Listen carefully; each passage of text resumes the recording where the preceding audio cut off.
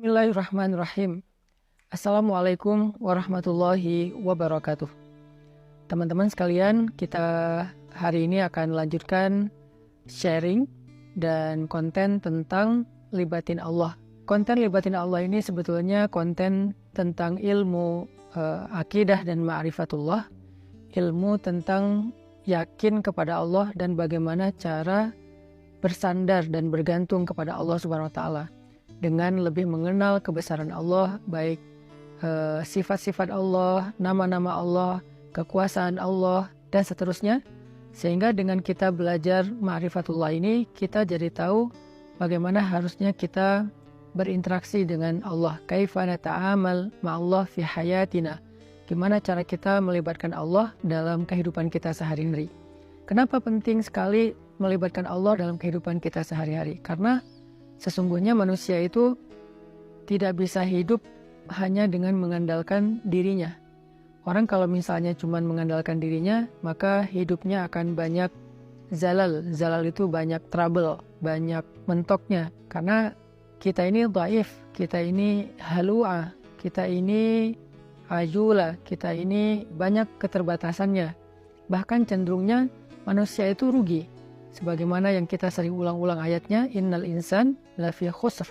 Manusia itu pada dasarnya banyak merugikan diri sendiri, kecuali kalau dia beriman kepada Allah, artinya dia bergantung kepada Allah, illal ladzina amanu, dan seterusnya.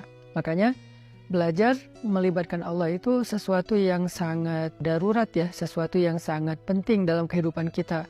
Kalau kita pengen ada keajaiban dalam hidup kita, atau pengen dikasih jalan keluar ketika kita mentok, atau kita pengen meraih hal-hal yang kita anggap mustahil. Kenapa? Karena kata mustahil itu hanya berlaku untuk kita, tidak berlaku untuk Allah, karena Allah ala kulli syai'in qadir. Banyak hal yang bagi kita itu jauh, tapi bagi Allah dekat. Bagi kita itu besar, tapi bagi Allah itu kecil. Bagi kita itu mahal, bagi Allah itu murah. Bagi kita itu tinggi, nggak terjangkau, bagi Allah itu rendah dan sangat mudah gitu. Bagi kita sulit, bagi Allah itu mudah. Jadi kalau kita hidup hanya dengan mengandalkan diri kita, banyak hal yang akan kita hadapi dengan hanya berkeluh kesah.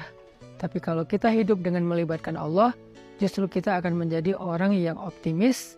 Lalu ketika kita dapat masalah, kita sabar. Kalau kita dapat nikmat, kita syukur. Dan itulah hakikat dari kebaikan hidup seseorang. Antara sabar, syukur, karena kedua-duanya adalah khair. Kedua-duanya adalah kebaikan bagi dia. Pada episode kali ini saya akan mencoba untuk berbagi dengan teman-teman sebuah hikmah. Hikmah itu kalau dalam bahasa Arab kata para ulama artinya al-isabah fil qawli wal amal. Baik atau tepat dalam ucapan dan tepat dalam perbuatan. Jadi orang yang hakim, orang yang ahli hikmah itu ucapannya itu tepat. Jadi pas gitu, ucapannya itu mengena, ucapannya itu sesuai dengan kadarnya, tidak berlebihan, tidak juga kurang. Itulah orang yang hikmah atau hakim. Nah, di antara orang-orang yang hikmah itu nanti kita juga mengenal namanya Luqmanul Hakim. Di dalam Al-Quran ada suratnya, yaitu surat Luqman. Nah, ada banyak sekali hikmah yang disampaikan para ulama tentang bagaimana cara kita melibatkan Allah. Dan hikmah ini pasti diambil dari Al-Quran dan hadis yang kemudian dibahasakan ulang dengan bahasa para ulama. Salah satu kitab yang saya suka banget yang isinya adalah kumpulan hikmah-hikmah, kumpulan kata-kata yang bijak dan penuh dengan kebaikan, itu adalah kitab Al-Hikam yang ditulis oleh seorang ulama besar dari Mesir yang bernama Ibnu Athaillah As-Sakandari.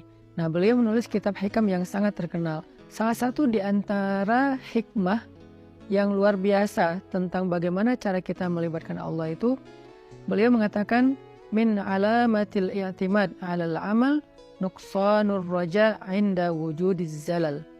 Salah satu di antara tanda-tanda orang terlalu bergantung kepada ikhtiar, bergantung kepada amalnya, bergantung kepada perbuatannya, bergantung kepada usaha dirinya adalah nuqsanur raja', berkurangnya harapan kepada Allah inda wujudiz zalal, ketika ada masalah dalam hidupnya. Maksudnya apa? Seringkali kita gini, kita tuh jadi kayak berani berharap yang baik-baik kepada Allah kalau apa yang kita harapkan itu masih logis. Jadi kita kayak tahu gitu gimana cara mengikhtiarkan hal itu. Kita tahu bagaimana cara mendapatkan hal itu. Sehingga kita masih berharap pada Allah, ya Allah mudahkanlah saya. Misalnya kayak kita pede bisa dapat kerjaan. Atau misalnya kita udah ngerasa bahwa insya Allah saya layak mendapatkan pekerjaan itu. Sehingga kita mendaftar di sebuah perusahaan.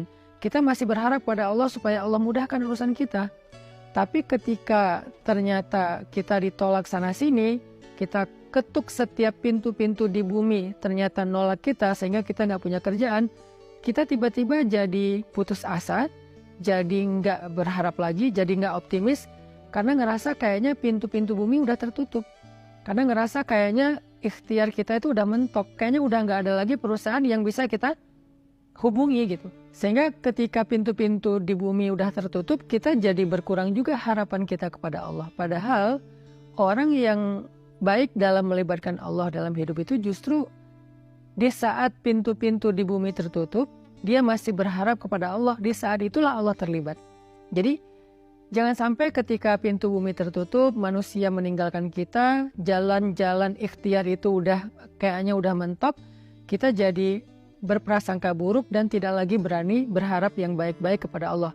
Justru ketika keadaan kita lagi sulit, keadaan kita lagi mentok, pintu-pintu di bumi tertutup, manusia meninggalkan kita, justru saat itulah saat kita bisa melibatkan Allah seutuhnya karena tidak tercampur dengan keyakinan kita kepada makhluk. Dan saat itulah saat yang paling ajaib, saat kita mentok. Maka harusnya ketika kita mentok, ketika kita merasa kayak nggak ada harapan di antara manusia atau di bumi, kita justru semakin besar harapannya kepada Allah Subhanahu wa Ta'ala. Dan itulah cara paling ajaib melibatkan Allah dalam urusan kita. Kayak masalah jodoh misalnya. Ada orang yang dia udah siap menikah, udah punya pekerjaan tetap, punya penghasilan yang baik, kemudian secara penampilan dia juga good looking, orangnya juga baik gitu. Terus dia suka sama seorang cewek. Datanglah dia untuk melamar cewek tersebut. Dan sepertinya cewek itu juga kayaknya perhatian sama dia. Sehingga dia nggak tahu GR apa enggak, dia kayak berharap kayaknya nih udah waktunya nih saya serius dan melamar dia. Sebelum dia berangkat ke rumah calon istrinya, dia berdoa kepada Allah, ya Allah mudahkan urusan saya, ya Allah semoga saya bisa menjadi suami yang baik bagi dia, semoga lamaran saya diterima, bla bla bla. Dia berdoa kepada Allah, dia berharap pada Allah karena dia percaya bahwa ada jalan untuk mendapatkan yang dia inginkan. Lalu ketika yang terjadi justru sebaliknya, dia ditolak walaupun dengan cara baik-baik atau bahkan mungkin dengan cara yang agak sedikit kasar. Perempuan itu menolak dia atau calon mertuanya yang menolak, ayah dari perempuan itu yang menolak, atau mungkin ada banyak masalah lain yang terjadi sehingga nggak bisalah dia melamar perempuan itu. Apakah dia masih berharap kepada Allah? Kalau dia sudah tidak lagi berharap pada Allah, berarti selama ini dia sebetulnya lebih bergantung kepada ikhtiarnya, kepada usahanya daripada kepada Allah. Makanya tidak terjadi keajaiban. Bukan begitu cara melibatkan Allah. Justru ketika lamarannya ditolak, saat itulah dia bisa mengandalkan Allah seutuhnya. Karena tidak bisa lagi mengandalkan good looking, gak bisa lagi mengandalkan mapan, gak bisa lagi mengandalkan ikhtiar-ikhtiar manusiawi. Saat itulah dia seutuhnya bisa mengandalkan Allah, dan itulah cara melibatkan Allah untuk mendapatkan keajaiban dalam hidup. Sehingga jangan berputus asa dan jangan nyerah. Kalau nggak bisa mengetuk pintu hati manusia, maka ketuklah pintu rahmat Allah Subhanahu wa Ta'ala. Dan Allah lah yang membolak-balikan hati. Kalaupun nggak perempuan itu, Allah akan gantikan dengan perempuan lain yang lebih baik daripada dia untuk kita. Artinya nggak boleh berhenti berharap kepada Allah. Justru berharap kepada Allah di saat kita sedang sulit, itulah cara paling ajaib mendatangkan keajaiban Allah Subhanahu wa Ta'ala. Ada nasihat dari kisah Nabi Yusuf alaihissalam di dalam surat Yusuf, ketika Nabi Yakub meminta kepada anak-anaknya mencari Nabi Yusuf dan mencari adik mereka yaitu Bunyamin. Nabi Yakub bersabda, "Ya bani yadhhabu fatahassasu min Yusuf wa akhihi فتحسسوا من يوسف وأخيه ولا تيأسوا من روح الله إنه لا ييأس من روح الله إلا القوم الكافرون